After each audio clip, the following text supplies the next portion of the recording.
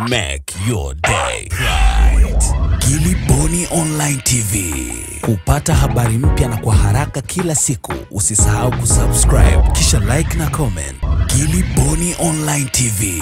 Wao wamesema lichunguzwe. Mimi naambia watu wachunguze, wakimaliza tutafungua. Kwa sababu wanajua ukifungua mbunge anapata sifa. Tukakarabati ofisi ya walimu na vyumba vitatu vya madarasa shule ya sekondari Mashujaa, ndio hiyo nilikuwa nawaambia, shilingi milioni 10. Ununuzi wa madawati 50 shule ya sekondari Mashujaa na shule za msingi 50, milioni 11. Ukaramishaji wa mradi wa maji katika soko la Mabibo, tuliongeza hela ile milioni 12 ya kutosha, tukaongeza hela nyingine kwa sababu kulikuwa inahitajika pampu pale ya kuvuta ile maji. Tukachangia ujenzi wa walimu wa shule ya msingi Kawawa milioni 3,500,000 Mabibo. Ujenzi wa uzio na kupiga plasta kwenye kibaraza cha madarasa shule ya sekondari Kimara milioni 6,700,000. Shule ya sekondari Kimara kwa wale wanaofahamu imejengwa kwenye mwinuko. Kutoka kwenye madarasa ya watoto wanaosoma mpaka pale chini yalipo kuna ngazi zimepangwa kama hivi, matofali yamepangwa unapanda hivi. Yaani yale madarasa yako kama hapa. Hapa. Halafu chini ndio hapa. Kwa hiyo pale walipojenga madarasa wameacha eneo dogo sana kinjia hivi cha watoto kuingia. Kama cha mita moja hivi. Sasa watoto ni wengi. Wakisukumana hivi mtoto akiingia chini kule lazima atavunjika. Kwa hiyo mimi kuzuia nikaenda kuweka uzio. Wao wanajenga hawajui kwamba pale pana watoto na wataanguka. Lakini ndivyo wanavyofanya. Mimi nikaenda kuweka uzio milioni 6,500,000. Milioni 6,700,000. Ukamilishaji wa mradi wa maji Golani B, ununuzi wa tanki la maji la lita 10,000 katika shule ya msingi tukatenga milioni 5. Hii ni nini? Kwenye ule mradi wa mwanzo wa maji ambao tulikuwa tunamwambia ule wa Golani. Tulipoona ule mradi haujatekelezwa na fedha bado zipo kwenye akaunti ya kata, tukaamua kuchukua zile fedha kuwajengea watoto wanaosoma shule ya msingi Golani tenki la maji kubwa, halafu yale maji yasambae kwenye vyoo. Wale watoto wanakuja na vikopo asubuhi shuleni, vyoo ni vichafu, magonjwa kuambukiza ni mengi. Ule mradi unaendelea.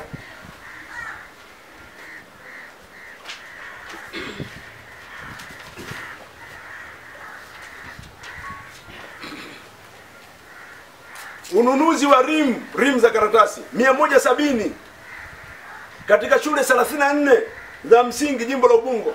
Mimi niliona wakati wa mitihani unapofika ile ya majaribio ya shuleni, watoto wetu wanaenda shule wanatozwa mitihani, wazazi hawana uwezo. Tunasaidia mama maskini aweze kusomesha mtoto wake. Nikapeleka rim 170 kwenye shule 34 za jimbo la Ubungo ili kina wazazi wasichajiwe chochote wakati wa kufanya mitihani. Nikatengeneza madawati 500 kwa fedha za mfuko wa jimbo, nikagawa katika shule zote za msingi na sekondari za jimbo la Ubungo zenye matatizo, maana kuna shule nyingine zilikuwa zina shida. Na haya madawati 500 ni nje ya yale madawati 470 yaliyotengenezwa na bunge. Mnakumbuka nyinyi tulipoingia tu bungeni kuna fedha zilichukuliwa zikarudishwa serikalini, wakasema watengeneza madawati, yale madawati yatapelekwa kwa wabunge, yatagawanywa. Basi ni nje ya yale.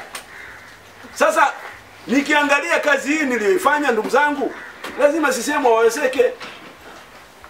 Ni lazima wawezeke kwa sababu mimi nikienda kwa wananchi na hizi nyaraka ambazo ushahidi upo, lazima wakimbie. Hawawezi kushinda uchaguzi kwa hila, watumikie wananchi. Kwa hiyo wanaogopa hii kitu. Sasa nini kimenisukuma hasa? Nini hasa kilichoniudhi?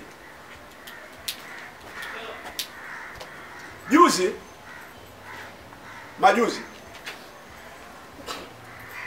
kuna mtoto wa darasa wa form 1 anaitwa Rashidi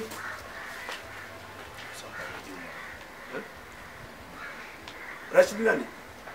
anaitwa Rashid, jina moja nimelisahau, lakini nitawapa hilo jina, ninalo liko kwenye data ya simu yangu, ambaye anaishi Mbezi Makabe,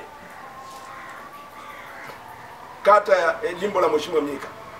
Anasoma shule ya sekondari Makuburi, jimbo la Ubungo. Kati ya Makuburi na Kimara, Makuburi na Kimara Baruti, mtaa wa Kimara Baruti, kuna mto unaitwa Mto Gibe. Pale pana bomba la maji la Dawasco, linatoka kule juu linaishia huku. Wakati wa mvua wananchi wanatumia lile bomba kama kivuko, watu wanaanguka kwenye lile bomba wanakufa. Umeshakufa watu zaidi ya 5. Kwa hiyo miaka 2 iliyopita, baada ya mvua kunyesha na watu kufa, wananchi wa Kimara Baruti na Makuburi Makoka, mtaa wa Makoka, wakaniita, tukaenda tukafanyia mkutano kwenye kwenye mtaa wa Baruti, kata ya Kimara, kikao. Katika maelezo yao wanasema wao wako tayari kuchanga fedha kwa ajili ya kupitisha lile daraja, kujenga kivuko cha wendao kwa miguu. Wakanipa mimi hicho kilio kama mbunge wao, nikamwambia tulieni, nilifanyia kazi. Hatua ya kwanza nikaenda halmashauri, tukapambana, zikatengwa fedha. Wakandarasi wakaenda pale, wakasema hicho kivuko kina thamani, ili kijengwe kizuri, milioni 130 na kitu. Halmashauri ikatenga milioni 30 ikapeleka TARURA. Mnajua mambo ya baada ya kuundwa hii TARURA, vivuko, madaraja, barabara ziko chini ya TARURA, wakapeleka TARURA. Mimi sikukubali, nikaenda kuonana na waziri wa mambo ya wa ulinzi, Mheshimiwa Hussein Mwinyi, tukazungumza bungeni, tukakubaliana kwamba jeshi la wananchi linaweza nikiliomba likapeleka kivuko cha wendao kwa miguu pale cha muda. Nikaona mlolongo wa jeshi nao ni mrefu, nikaenda kuomba TANESCO watupe nguzo zile za umeme ambazo wamezitoa, hazitumiki bado mzima, lakini wao hawazitumii.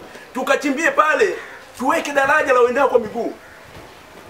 Nikawa nimepata huo ushirikiano. Nikirudi halmashauri ili maengineer waende wakatengeneze, wanasema tumetenga hela, tutajenga daraja.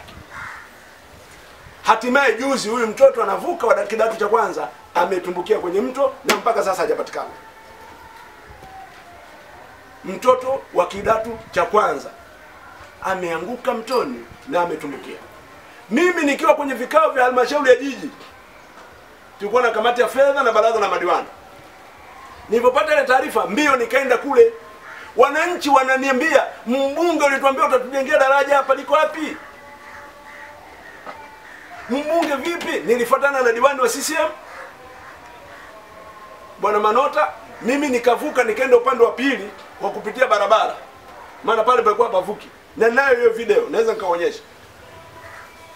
Hatimaye wale wananchi nikawaeleza kilichotokea, wakasema sisi hayo maneno yote hatuyataki, tunataka mbunge uje hapa, uje kutuambia daraja utajenga lini.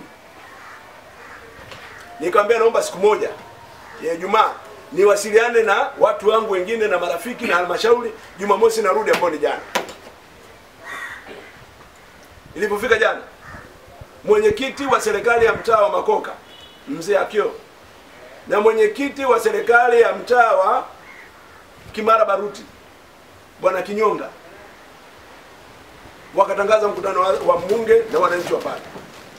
CCM sasa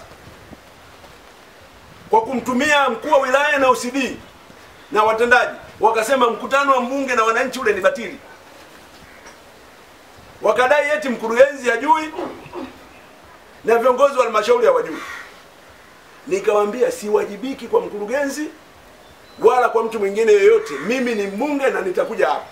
Wakapeleka field force gari 2 na wakafunga uzio, wakatangaza lile eneo ni la hatari. Jana mpaka saa 1 usiku mimi nabishana na polisi kwamba nataka kwenda pale. Wananchi wako pale wanataka mbunge aseme anajenga lini daraja la wendao kwa miguu. Sasa mimi Sihitaji hata senti 5 ya serikali.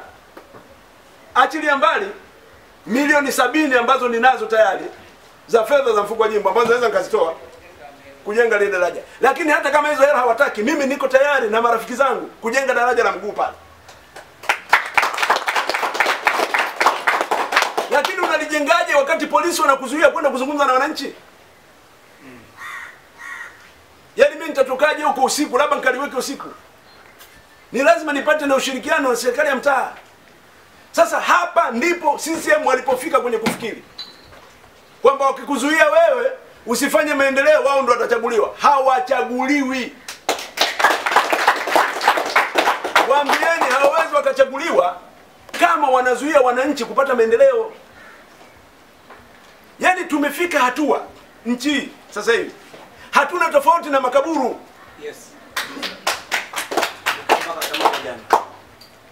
Tulichokuwa tunakifanya kwa makaburu, walichokuwa nakifanya makaburu wa South Africa dhidi ya wazawa wa South Africa, raia weusi, ndicho kinachofanywa na serikali ya CCM dhidi ya wapinzani sasa hivi. Kilichokuwa kinafanywa na makaburu ambao Mwalimu Nyerere aliwapinga, akazunguka dunia, tukakatiwa misaada, tukasema hatukubali misaada ya marafiki wa makaburu, ndicho ambacho serikali ya Chama cha Mapinduzi inachokifanya dhidi ya wapinzani wa Tanzania sasa hivi. Hakuna demokrasia. Mbunge anazuiwaje kwenda kwenye eneo lake? Ukiitisha mkutano kwenye hoteli, mwenye hoteli anapigiwa simu, anatishwa, mkutano unafungwa. Ndio maana sasa hivi tunakuja kufanyia hapa petu. Sasa wasitufikishe mahali. Wasitufikishe mahali. Na sisi tukawaomba wafadhili wa nchi hii watukatie misaada, kwa sababu wanachokifanya wao kinafanana na makaburu, ili tukaonekana na sisi sio wazalendo. Tusifike huko. Make your day right. Gilly Bonny Online TV. Kupata habari mpya na kwa haraka kila siku, usisahau kusubscribe na kubonyeza button ya notification.